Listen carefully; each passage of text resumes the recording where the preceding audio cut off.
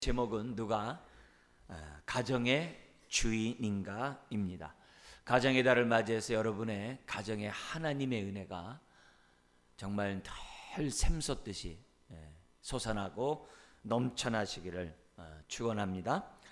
우리가 예수님을 나의 주님으로 모시면, 즉 하나님의 나라가 우리 안에 임하면 우리에게 의와 평강과 희락, 기쁨이 있다 했습니다.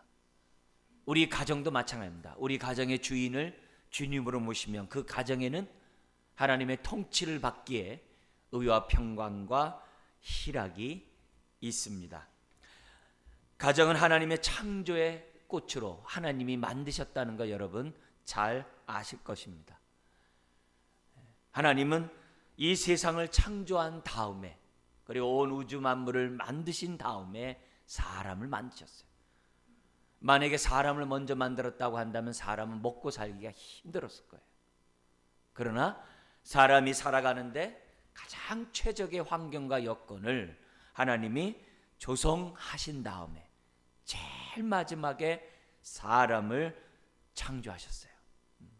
그뿐만이 아니라 하나님은 첫 아담인 사람인 아담을 위해서 뼈 중에 뼈요 살 중에 살인 하와를 만드셔서 가정을 세우셨습니다. 그리고 이들 가정에 먼저 복을 주어 생육하고 번성하고 충만하게 하셨어요. 여러분의 가정에 자녀가 있다는 것은 이미 하나님의 복이 여러분 가정에 임했다는 사실을 잊어서는 안 돼요. 또 내가 태어났다는 이 사실 자체가 우리 가정에 복을 주셨기 때문에 저와 여러분들이 태어난 줄 믿습니다. 모든 가정의 주인은 하나님이시고 또 하나님이 되셔야만 합니다. 우리는 야곱의 가정을 통해서 하나님을 모신 가정에 어떤 일들이 생겨나는지를 살펴보겠습니다. 야곱이 그의 가정의 주인이 정말 하나님을 모시기까지 그의 가정과 그의 자녀들의 인생은 파란만장했다는 것을 우리는 잘 압니다. 야곱이 누굽니까? 아브라함의 자손이요 이삭의 자손입니다. 야곱은 어려서부터 하나님에 대해서 들었어요. 그리고 배웠어요. 그렇지만 그의 인생은 속이는 자로서 그의 인생을 살아가게 됩니다.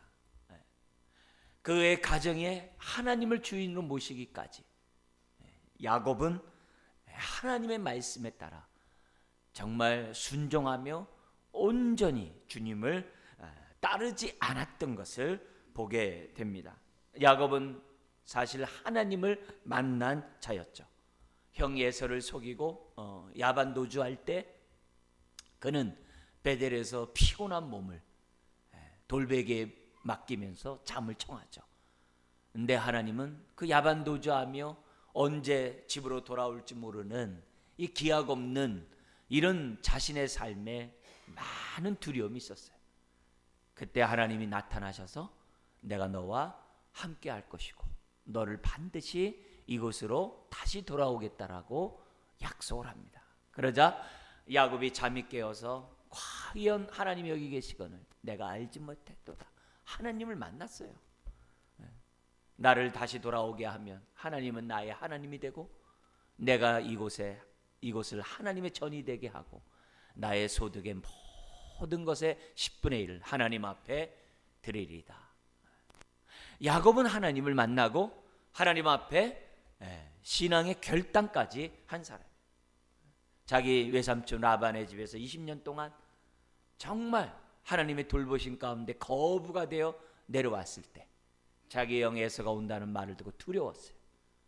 그래서 야복강가에서 두려움 가운데 깜빡 잠을 들었는데 자기를 죽이려고 하는 어떤 사람이 자객인 줄 알고 죽이려는 자객인 줄 알고 황급히 그와 씨름하다가 그가 하나님의 천사인 줄 알게 돼.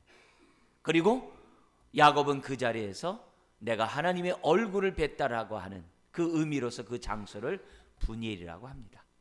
하나님을 만난 자였어요. 그것만이 아닙니다. 그가 고향에 돌아와서 하나님이 돌아오게 하셨지만은 야곱은 자기 고향으로 가지 아니하고 자기 살았던 그곳으로 가지 아니하고 형인데 가지 아니하고 세겜 반대쪽으로 도망갑니다. 그리고 세겜에서 10년 동안 정처 없이 삽니다. 그러다 디나가 폭행을 당함으로 인하여 정신이 번쩍 든 거예요. 그리고 자기 가족들에게 자, 우리 하나님을 경배하기 위해서 베델로 올라가자, 그런 얘기를 해요. 그 깨달음이 온 거죠. 자기가 정말 30년 전에 고백했던 그 베델로 자기 올라가자. 근데 올라가자라고 얘기했을 때 야곱의 한 말에 주목해야 돼. 야곱이 무슨 말을 가족들에게 말하면 창세기 35장 2절에 얘기합니다. 너희 중에 이방 신상을 버리고 자기를 정결하게 하고 너의 의복을 바꿔 입으라. 완전히 뭐냐면 세상의 가치관, 세상의 풍습, 세상의 습관, 세상을 닮아간 그 모든 것들을 어떻게 돼요? 싹 바꾸라는 거예요. 외모에서부터 싹 바꾸라는 거예요. 의상에서부터 완전히 바꾸라는 거예요. 왜냐하면 이 모든 것들은 다 우상 숭배와 또 세상을 사랑하는 그거와 연관되어 있기 때문에 그래요.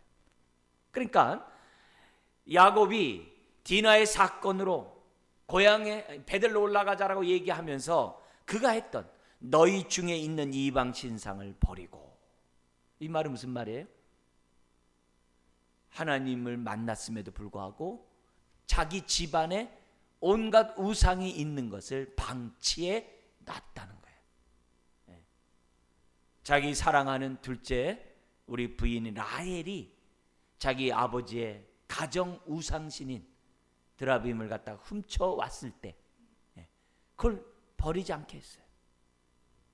그냥 30년 동안 10년 동안 디나 사건에 있는 그 10년 동안 자기 집에 있었어요.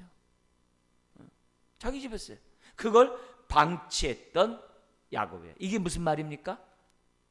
아직 야곱의 집의 주인은 하나님이 아니셨던 거예요. 개인적으로 하나님을 믿고 있었지만 그 가정의 주인은 하나님이 아니었던 거예요. 그러니까 그 집에 풍파가 그칠 날이 없었던 거죠.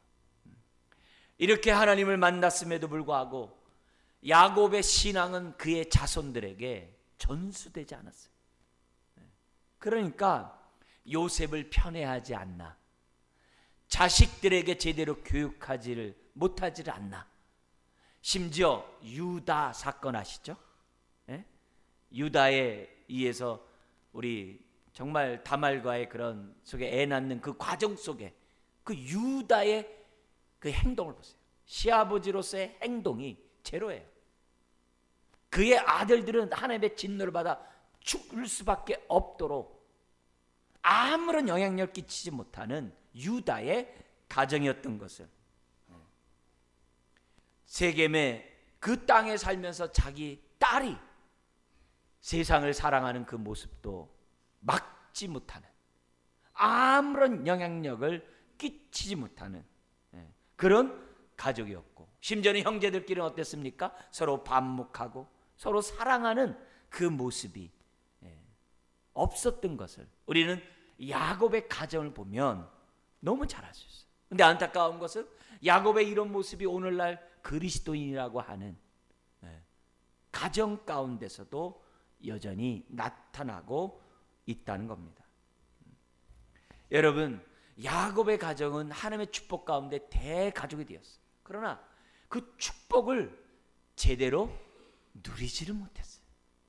하나님이 정말 12아들을 주었음에도 불구하고 얼마나 하나님의 복을 주셨습니까? 그러나 그 복을 누리고 유지할 수 있는 능력이 없었어요. 이게 문제예요. 하나님이 복을 줘도 복을 누리지를 못해요. 그리고 서로 간에 시기와 질투 가운데 정말 심지어 편애를 받고 있는 그 요셉을 죽이려고까지 했던 그 가정이 바로 야곱의 가정이었던 거예요. 그러니까 하나님을 주인으로 모시지 않는 이 가정의 이 비참함을 우리는 눈으로 보고 있는 거예요. 요셉의 개인의 모습도 마찬가지예요. 그는 어려서 어머니를 여렸어요. 어머니를 먼저 어렸을 때. 그래서 어렸을 때 어머니의 사랑을 받지 못했어요. 편에는 아버지의 사랑을 받았지만 형들의 미움을 받으면서 자랐어요. 그러니까 얼마나 의도 터졌겠어요. 예? 얼마나 뒤에서 혼났겠어요. 그럴 때마다 또 어떻게 돼요? 야곱에게 고자질하고. 그 삶이 얼마나 힘들었겠습니까? 예? 그래도 나름대로 요셉은 아버지의 말을 잘 듣고 집안을 경영하는 그런 정말 위치에서 자기 형들의 그 모든 것들, 아버지를 대신해서 형들의 모든 것들을 감시하고 어떻게 보면은 인도했던 사람이 요셉이기도 해요. 요셉이기도 해요. 그렇지만 요셉의 그 삶에 참으로 풍파가 오는데 그것은 형들의 그러한 시기와 다툼이요, 자기를 죽이려 할 뿐만 아니라 심지어는 어떻게 돼요? 자기를 팔아버리잖아요. 그래서 자신의 삶을 볼 때 얼마나 기가 막히겠어요. 졸지에 종으로 팔려왔으니, 또 종으로 팔려왔어도 그곳에서 정말 아버지로부터 배운 그러한 훈련에 따라 이 보디발의 집을 갖다가 얼마나 잘 경영을 합니까? 그 결과 보디발이 하나님의 축복을 받는 가정이 돼요.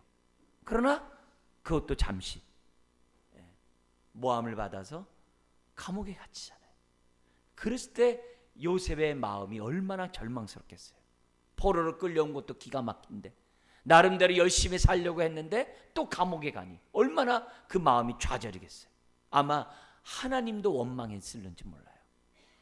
그러다가 감옥 안에서 술관원과 떡관원의 꿈 해몽을 하다가 술관원의 해몽을 통해서 약속을 하잖아요. 요셉이, 당신이 나아가는 나는 죄가 있어서 이곳에 잡히지 않았습니다. 저의 무죄함을 알아주시고 저를 좀 나가게 해주세요. 내가 그렇게 하마. 그렇게 약조를 받았음에도 불구하고 술관원이 자기를 잊어버리고 자기가 하루하루 감옥에서 살아갈 때 요셉의 마음은 무너졌을 거예요. 얼마나 힘든 그런 삶을 요셉이 살았는지 모릅니다. 오늘 본문은 요셉의 아버지 야곱이 죽고 장례를 치르고 난 후에 일어났던 사건을 창세기 50장 15절 이하에 기록하고 있습니다.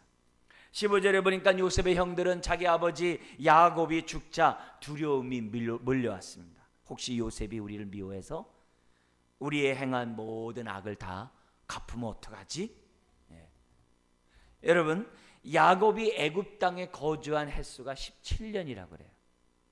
17년이라고 그래요. 그러니까 20년 가까이 살아오면서 20년 동안 가까이 살아오면서 요셉의 형들은 이제나 저제나 어떻게 돼요? 좀 불안했던 것 같아요. 막상 아버지가 돌아가시게 되자 그동안 17년 동안 안전하게 살았지만 자신들의 방패였던 야곱이 없으므로 형들은 두려웠던 거죠. 요셉의 형들은 요셉이 자신과 같았다라고 착각한 것 같아요. 요셉은 이미 하나님을 만난 사람이고 하나님의 뜻을 발견한 사람이었기 때문에 그 형들을 이미 용서하고 남았을 텐데 그의 형들은 아직 믿음이 연약하다고 표현하는 게 좋겠죠. 믿음이 연약함으로 그런 불안함에서 벗어날 수가 없었어요. 그리고 16절 18절에 두 가지 방법으로 자신들을 용서해 달라고 표현을 합니다. 첫 번째는 16절 17절에 어떤 얘기하냐면 살아생전에 야곱이 자식들에게 한 말씀을 기억나게 합니다. 어떤 말을 기억합니까? 뭐라고 얘기하냐면은 17절에 이렇게 얘기합니다. 너희는 이같이 요셉에게 이르라. 야곱의 말을 이제 전달하는 거죠. 내 형들이 내게 악을 행하였을지라도 이제 바라건대 그들의 허물과 죄를 용서하라 하셨나니. 용서하라 하셨나니. 아버지의 말을 해요. 그러면서 뭐래요? 당신의 아버지의 하나님의 종들인 우리 죄를 이제 용서하소서. 이렇게 전가를 보내. 말로 전가를 보냈다는 거죠. 그리고 그뿐만이 아니라 지금 뭐예요? 18절에 보니까는 형들이 친히 와서 요셉의 발 앞에 엎드려 우리는 당신의 종들이라고 고백하는 이런 일이 벌어져요. 이런 일이 벌어졌을 때 요셉의 마음이 어땠을까요? 17절 끝에 보니까는 그런 말을 들을 때에도 어떻게 돼요? 울었다라고 한 것을 보면 형들이 이렇게 와서 얘기하는 그 모습에서 요셉은 많이 울었을 거예요. 아마 형들은 자기네들이 요셉이 어렸을 때 자기네들에게 했던 그 꿈 얘기를 두 가지를 기억했는 것 같아요. 그죠? 요셉에게 형들이 다 저런 아이다. 그 꿈을 기억해서 우리가 이렇게 그 꿈을 꾼 대로 해주면 요셉이 우리를 혹시나 용서해 주지 않을까 생각해서 형들은 요셉에게 와서 엎드렸던 거예요. 아마 그런 것 같아요. 그러나 그런 것이 요셉의 마음을 기쁘게 한 것이 아니라 오히려 어떻게 돼요? 요셉의 마음을 슬프게 했다는 거예요. 왜요? 하나님을 마음에 모신 자고 하나님의 은혜를 아는 자니까 당연히 그렇게 나오겠죠. 그리고 요셉의 이 울음 속에서는 여러 가지 의미가 있을 것 같아요. 아버지의 유언을 갖다 다시 얘기하는 걸 보면은 요셉이 이랬을 거 아니에요. 혹시나 내가 형들에게 확실히 용서를 표하지 않아서 우리 아버지가 정말 말은 못하고 전전긍긍 마음 아파하고 있다가 돌아가시지는 않았을까? 내가 불효자는 아닐까? 그런 마음이 생각이 나서 울었는지 몰라요. 아마 이런 마음이 있었을 것 같아요. 그러니까 아버지의 말을 그런 듣고서 요셉이 울었다라고 그러죠. 심지어는 뭐냐면은 자신이 형들에게 확실하게 용서하겠다라고 선포를 하지 않은 자신들의 자신의 미직지근한 그 행동 때문에 형들이 저렇게 오해하고 있구나. 그래서 자신의 잘못을 보면서 울었는지도 몰라요. 아니면 자기 자신에 대해서 섭섭해서 형들은 왜 내 마음을 몰라줄까? 이렇게 생각하면서 여러 가지 마음이 복합적인 생각 속에 울었는지 모릅니다. 사실 성경에 보면은 형들이 요셉에게 정확하게 우리들의 죄를 용서해달라고 고백한 장면이 없어요. 그냥 은근슬쩍 넘어간 분위기. 구렁이 담 넘어가듯이 슬쩍 이렇게 넘어가고 직접 서로 용서하고 용서를 받는 그런 장면이 없었던 거예요. 그러니까 이런 이유로 형들은 불안했고 이런 일들로 지금 어떻게 돼요? 확실하게 지금 용서를 구하는 이 장면이 오늘 우리 본문 가운데 있는 것을 보게 됩니다. 그러자 19절부터 21절에 세 가지로 그들을 위로합니다. 두려워하지 마세요. 내가 하나님 대신하겠습니까? 당신들은 나를 헤아려 했지만 하나님은 그것을 선으로 바꾸사 오늘 우리 가정을 이렇게 구원하지 않았습니까? 그뿐만이 아니라 21절에 두려워하지 마시고 당신네들 뿐만 아니라 당신의 자녀들을 내가 기르리이다. 그러면서 간곡한 말로 위로를 합니다.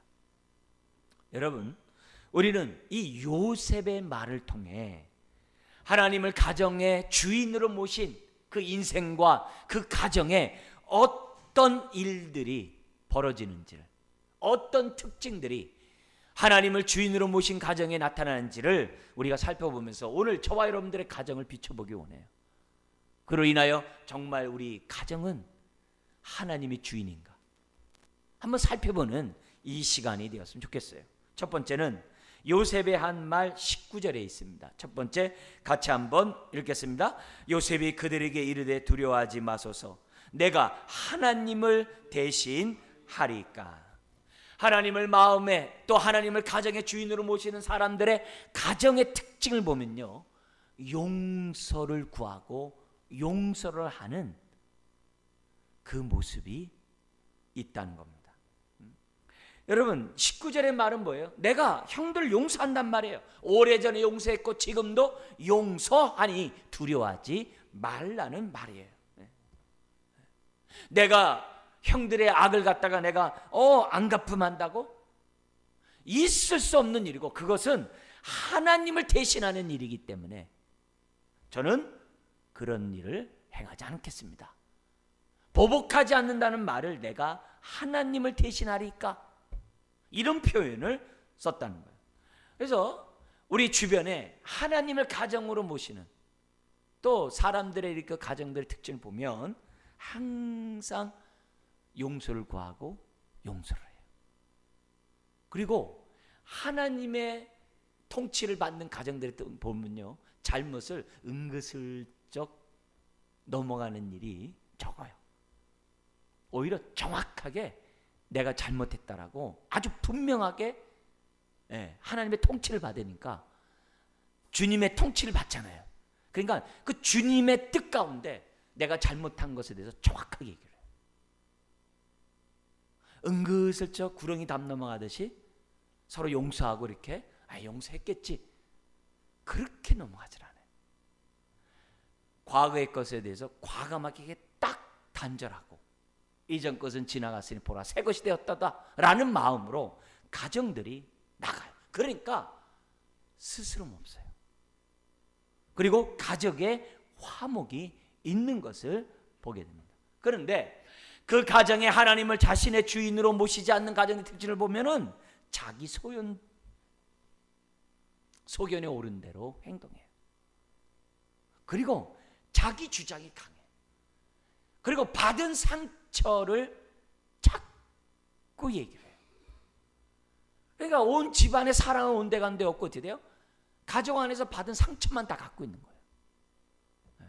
사실 상처를 준 사람도 모르는데 심지어는 주거니 받거니 서로 상처를 주고받은 건데 자기가 준 상처는 생각 안 하고 받은 상처만 생각해요. 하나님의 통치를 받지 않는 가정들의 특징을 보면 용서보다 상처를 얘기해요. 이런 모습들을 보게 됩니다. 여러분, 요셉의 어린 시절을 보세요. 요셉 나름대로 그는 교만했고 교만했어요. 교만했습니다. 그럼 당연해요. 뿐만 아니라 그 형들은 이런 요셉을 미워하고 죽이려고 했어요. 왜요? 그 가정에 하나님이 주인으로 모시지 않으니까 이런 일들이 벌어져요. 야곱도 보세요. 그 인생이 아까 뭐라고요? 속이는 자라 했어요. 속이는 자가 되다 보니까 자기가 또 속아요. 누구에게요? 자기 자식들에게. 요셉이 팔려갔음에도 불구하고 짐승에 죽었다고 그러잖아요. 형들은 요셉을 잊어버리는지 모르지만 부모들은 못 잊거든요. 못 잊거든요. 더 사무치거든요. 그뿐만이 아니에요. 그 외삼촌 라반에게 한 말을 보세요. 외삼촌, 당신은 왜 10번이나 나를 속였습니까? 돈을 주겠다고 하는 그 약속을 갖다 10번이나 받거든요. 그러니까 야곱이 속이는 자가 되니까 지금 어떻게 돼요? 아비를 속이고 형을 속였잖아요. 자기가 자기 자식과 외삼촌에게 10번씩이나 속임을 당하는 그런 끔찍한 일을 겪게 된다는 거예요. 그래서 하나님의 통치를 받지 않는 가정의 특징을 보면 진실함이 없어요. 진실함이 없어요. 여러분, 형제간에 서로 용서하지 않는 것은 19절에 있는 것처럼 하나님을 대신하는 교만한 행동입니다. 교만한 행동이에요. 올해 가정의 달을 맞이해서 용서하시기를 주의 이름으로 축원합니다. 축원합니다. 주님은 70번씩 7번이라도 용서하라고 했어요. 내가 먼저 용서함으로 우리 가정의 주인을 하나님으로 모셔야 돼요. 내가 용서하면 용서할수록 하나님은 우리 집의 주인이 되는 거예요. 제가 누누이 여러분들에게 많이 이렇게 기회가 있을 때마다 말씀드린다만 용서는 누가 합니까? 상처를 주는 사람이 합니까? 물론 상처를 주면 더 좋죠. 그러나 용서는 원인 결과를 따지기 전에 신앙이 좋은 사람이 용서하는 거예요. 하나님 나라의 통치를 받는 사람이 먼저 용서하는 거예요. 잘못한 사람이 용서를 구하는 게 아니에요. 먼저 하나님 나라의 통치를 받는 그 사람이 용서해 주는 거예요. 그런 의미에서 오늘 저와 여러분들의 가정에 어떤 용서가 있는지 한번 생각해 보고 저도 이런 말씀을 보면서 저는 막내기 때문에 요셉과 같이 많이 학대를 받았어요. 형들한테 얼차려 받고 어려서부터 저는 5살 때부터 원산 폭격을 하면서 자랐거든요. 그래가지고 형들에 대한 미움이 참 많아요. 저도 모르는 사이에. 예. 그래가지고 형들한테 막 찾아가지고 얘기를 했었어요. 형 왜 날 이렇게 미워하냐고. 내가 언제 그랬니? 그러더라고요. 예. 저 혼자 막 미워하고 있는 모습을 많이 있었어요. 예. 그러니까 섭섭한 그런 마음들이 많이 있다고. 그런 게 있단 말이야. 살다 보면. 그런데 이 말씀에 따라 다시금 또 결단을 하는 거죠. 하나님, 우리 가정에 용서가 있기를 원합니다.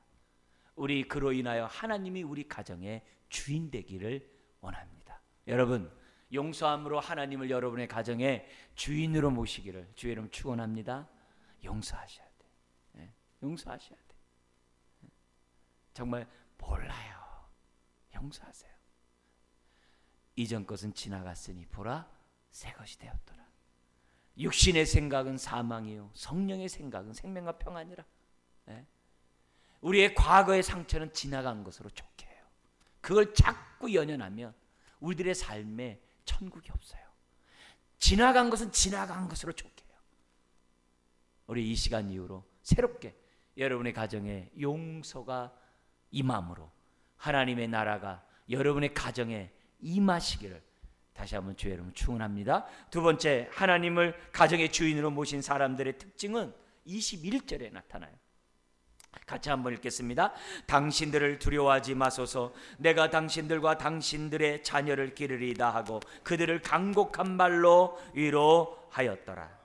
여러분, 가정에 하나님을 주인으로 모신 사람의 특징을 보면 부모를 봉양하고 가족을 돌봅니다.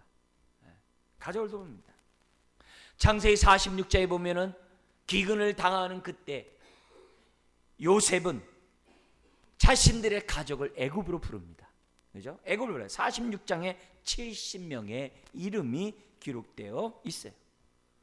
그러니까 요셉이 70명, 자신의 부모, 큰엄마, 뭐 작은엄마 할 것 없이, 그리고 거기 난 자기의 형들, 또 거기에 손주들 70명, 그 모든 사람을 다 길렀어요.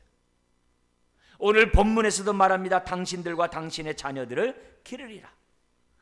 거기 22절에 보면, 또 26절에 보면 요셉이 110세에 죽어요. 30세에 총리가 되고 7년의 풍년과 7년의 흉년에서 2년이 지났거든요. 그러니까 요셉의 나이가 어떻게 돼요? 근 40살이 돼요.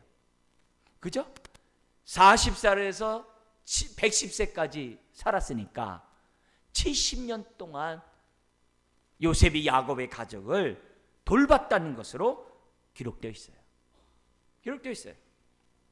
예수님은 우리들에게 이렇게 말씀합니다. 너희 부모를 봉양하지 아니하면 불신자보다 더 악한 자라. 불신자보다 더 악한 자라.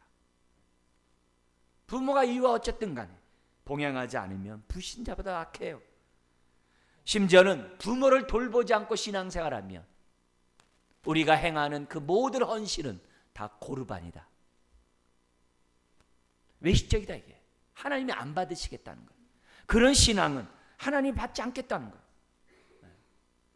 디모데전서 5장 16절에 보면 하나님은 바울을 통해 이런 얘기합니다. 너희 친척에 과부가 있느냐? 그 사람을 돌봄으로 교회에 부담을 주지 말라고 기록되어 있어요. 우리의 돌봄이 자신의 정말 직계만이 아니라 자신의 친척에까지 미쳐야 한다는 것을 성경 우리들에게 가르쳐주고 있어요. 예수님은 요한복음 19장에 십자가상에서도 무슨 말을 해요? 사랑하는 요한에게 보라 내 어머니라라고, 자신의 어머니를 봉양하지 못한 것에 대한 그 정말 미안함을, 부족함을 사랑하는 요한에게 맡기셨던 것을 보게 됩니다. 하나님을 가정의 주인으로 모시는 사람들의 특징을 보면 가족을 섬기는 모습으로 살아가요. 여러분, 섬기는 그곳에 하나님 나라가 임한 줄 믿습니다. 섬기는 그곳에 하나님을 주인으로 모시는 그런 믿음의 결단이 나타난 줄 믿습니다. 여러분의 가정에 하나님을 주인으로 모시는 방법은 용서와 함께 섬기는 겁니다. 요즘과 같이 핵가족이고 1인 가족 시대에는 가족 간에 서로 돌보고 책임지는 것이 점점 약해져 갑니다. 약해져 가요. 저도 우리 형제가 아들만 5이에요. 조카들만 13이에요. 네? 정말 몇 명 빼놓고 다 결혼을 했어요. 그러니까 벌써 저 멀리에 애를 낳은 애는요 점점 멀어져 가요. 어떤 마음에 어떤 그런 마음이 생겨나지 않아요. 그러다가 걔네들이 이래요. 애야 작은 할아버지다 인사해라. 그러면 낯설기만 해요. 작은 할아버지 안녕하세요. 낯설기만 해요. 낯설기만 해요. 심지어는 막 며느리가 작은 아버지 안녕하세요. 그러면 내가 지금 작은 아버지가 맞나? 이거 아주 분위기가 이상해요. 이상해요. 근데 보면 이쁘고 좋아요. 잘 오가진 않지만 어쨌든 그래요. 근데 그런 우리들의 요즘의 상황이지만 하나님을 가정의 주인으로 모신 사람은 자기 가족과 친족을 돌볼 줄 안다는 거예요. 그렇게 함으로 하나님 나라가 정말 하나님의 그 집안의 주인으로 모시면서 살아가고 있는 특징을 보게 됩니다. 세 번째로 하나님을 가정의 주인으로 모신 사람들의 특징을 보면 20절에 나타납니다. 같이 한번 읽겠습니다. 당신들은 나를 헤아려 하였으나 하나님은 그것을 선으로 바꾸사 오늘과 같이 많은 백성의 생명을 구원하게 하시려 하셨나니. 여러분, 요셉이 하나님의 뜻을 발견하기 전까지는 자기 형들에 대한 분노가 하늘을 찔렀을 거예요. 자기가 살아나기만 하면은 형들 가만 안 두겠다라고 얘기했을 거예요. 심지어는 감옥에서 술관원에 의해서 자기가 석방되면 가만 안 두겠다라고 생각했을지도 모릅니다. 자신의 억울함에 정말 복수까지 꿈을 꾸면서 아마 생각했을 거예요. 그런데 때가 되매 자신이 애굽의 총리가 되었을 때 그는 한순간에 하나님의 섭리가 있었다는 것을 한순간에 깨닫게 되었을 거예요. 그리고 그뿐만 아니라 아버지를 위하고 자기 동생 베냐민을 끔찍히도 아끼는 넷째 형 유다의 회개의 모습을 보면서 요셉은 마음에 큰 감동과 하나님의 뜻을 깨닫게 되었을 거예요. 그리고 오늘 20절처럼 당신네들 나를 헤아려 했으나 하나님이 그것을 선으로 바꾸셨다라고 깨닫게 됐던 거죠. 근데 사랑하는 성도 여러분, 하나님을 마음의 주인으로 모신 사람들의 특징을 보면요, 하나님의 선한 손길을 의심하지 않아요. 힘들어도 어려워도 요셉과 같은 그 비참한 삶에 처한다 할지라도 요셉이 깨닫지 못했을 뿐이지 하나님의 선하심은 함께 하신 줄 믿습니다. 그게 믿음이에요. 그게 믿음이에요. 그런 믿음이 실상을 보게 되는 거예요. 경험하게 되는 거예요. 그래서 우리 가정에 하나님을 모시는 그런 사람들의 특징을 보면은 항상 하나님의 선한 손길에 대한 기대가 있어요. 낙심하고 좌절하고 힘든 상황이지만 하나님의 선한 손길은 우리와 함께합니다 라고 하면서 하나님을 높여요. 여러분의 가정에도 하나님의 선한 손길은 변함이 없으신 줄 믿으시기를 주의 이름으로 축원합니다. 가정의 달을 맞이해서 여러분 이걸 믿어야 돼요. 하나님의 선한 손길은 정말 변함이 없어요. 그리고 창세기 45장 7절에 보면은 형들 앞에서 자신의 신분을 나타내면서 요셉이 막 껄껄 울잖아요. 껄껄 울면서 요셉의 한 말이 너무 놀라요. 뭐냐면 당신네들이 나를 이곳에 보낸 것은 당신이 보낸 것이 아니라 하나님이 먼저 나를 보내신 것입니다. 이렇게 해석을 해요. 당신들이 보낸 게 아니라 당신들이 판 게 아니라 하나님이 팔려오게 했다라고 요셉이 얘기를 해요. 그리고 나를 이곳에 먼저 보낸 것은 오늘 이와 같이 우리 가족들을 구원하기 위함이라고 지금 뭐예요? 해석을 해줘요. 너무 놀라운 거죠. 여러분, 하나님이 자의 삶의 주인으로 모신 사람은 항상 하나님의 선하시고 기뻐하시고 온전한 뜻을 분별하면서 살아간다는 것을 우리에게 보여준 거예요. 그러니까 첫 번째 용서를 하고 두 번째 뭐예요? 서로 가족을 돌보는 거예요. 섬기는 거예요. 섬기는 거예요. 그래서 우리가 하나님의 뜻대로 순종함으로 하나님을 우리 가정에 뭐로 모시는 거예요? 주인으로 모시는 그런 삶을 지속해 나갈 때 하나님의 행복이 여러분의 삶 가운데 넘쳐날 줄 믿습니다. 마지막 한 말씀 하겠습니다. 네 번째로 하나님을 가정의 주인으로 모신 사람들의 가정의 특징을 보면 하나님 나라의 비전을 계승하세요. 공유할 뿐만 아니라 계승한다는 게 그게 22절부터 26절이에요. 아브라함과 이삭과 야곱 그리고 요셉과 같은 믿음의 조상의 공통적인 특징은 비전을 공유했다는 거예요. 비전을 공유했다는 거예요. 아브라함에게 주신 비전이 뭐예요? 내가 이곳에 제사장 나라를 세우고 내가 이 너희 자손을 통해서 열방이 주께로 돌아오게 하는 그런 비전을 주시잖아요. 그게 창세기 12장에 있잖아요. 그 비전을 갖다가 이삭에게 주고 이삭은 야곱에게 주고 야곱은 요셉에게 준 것을 보게 됩니다. 오늘 우리가 읽은 창세기 50장에 보면은 두 사람의 죽음과 그런 장사 지낸 장면이 나오게 됩니다. 여기 22절부터 26절에 보면은 이 요셉의 죽음 앞에서 유언에 관한 말씀이 나오는데 이렇게 얘기합니다. 24절에 나는 죽지만 하나님이 돌보시고 그리고 다시 하나님이 우리 조상들에게 주신 약속의 땅에 들어가게 하실 것입니다. 25절 하나님이 나를 돌보듯이 반드시 당신들을 돌보실 것입니다. 그러니 당신들은 내 해골을 메고 올라가겠다고 약속하십시오. 대단한 믿음이죠. 하나님이 당신네들을 돌봐가지고 나중에 훗날 반드시 가나안 땅에 다시 돌아가게 할 터인데 이 요셉 믿은 거예요. 그러니까 나를 지금 고향 땅에 장사 지내지 말고 나를 이곳에 지금 어떻게 돼요? 입관했다가 나중에 고향에 온 가족이 올라갈 때 나를 데려가 올라가겠다라고 약조하라고. 대단한 믿음이죠. 대단한 믿음이죠. 네? 대단한 믿음. 여러분 그의 아버지는 막벨라 굴에 정말 그의 아브라함과 이삭은 장사를 치렀어요. 우리가 읽지 않았습니다만 1장 이하에 보면 야곱의 죽음과 장례가 나와요.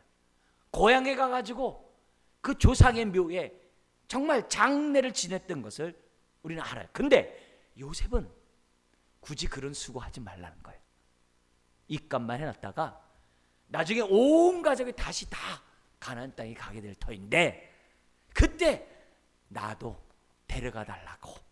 참 정말 약속의 말씀을 믿고 죽는 이 요셉의 믿음이 너무 감사해요.